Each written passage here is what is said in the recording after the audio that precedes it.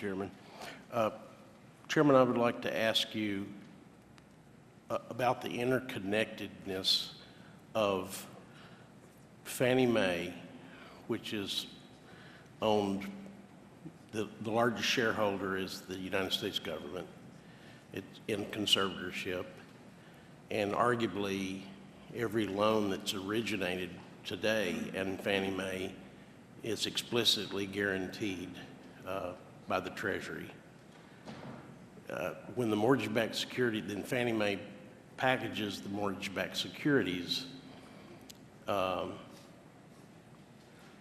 Fed is a principal holder of mortgage-backed securities. You have $1 trillion with authority, I think, to go to $1.25 trillion. Fannie Mae every month is accruing a loss on the loan that the Treasury is making it, and the Treasury is assessing Fannie Mae at a rate of 11% every month.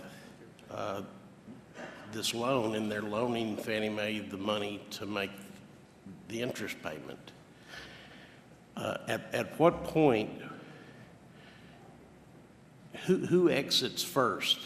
Does Fannie Mae slow its lending down so that the flow of the mortgage-backed securities slows? Does the Treasury lower the interest rate to Fannie Mae so that the losses are less? Or does the Fed exit the mortgage-backed security, its holdings in mortgage-backed securities? Which will move first? Which part will move first? First, just very quickly, as Chairman Volcker indicated, the Federal Reserve was very concerned about Fannie and Freddie for many, many years. This was an issue that we pointed out and noted the moral hazard with the implicit government guarantee. My assumption is that sometime soon, I hope soon, that the Congress will reform Fannie and Freddie, perhaps break them up, perhaps make them officially governmental. At that point, then there'll have to be decisions made about whether the government's going to stand behind their securities, and if so, in what way. But my assumption is that the mortgage-backed securities, which are already outstanding, will be grandfathered and will retain the U.S. government backing that they currently have. So at some point, there'll be a change in the structure, and there'll be no more of the current type of MBS created. But the existing MBS, I assume, will be protected until such time as they are either expire or purchased back.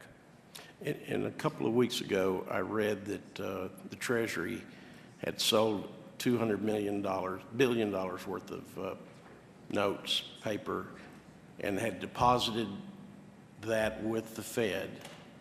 And the explanation for that was to provide liquidity for the Fed if the Fed decided to begin to liquidate its position in mortgage-backed securities. Is that correct? The Treasury has restored what it had last year, which was a $200 billion account at the Fed. We pay interest on that account, so the taxpayer is not losing any money.